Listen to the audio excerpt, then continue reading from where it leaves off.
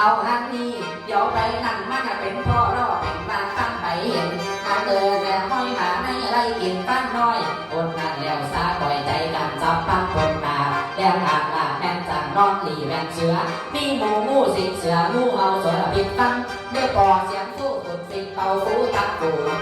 ที่ทูกะทูทูจากกระจงจากข้อปูยู่นั่นแล้วได้ดูตามในกระยันเฝ้าเท้าไป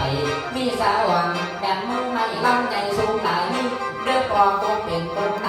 ลำงอลำสาวหมอลำแม่นเหียนบอกว่าโดนมอโดนนอ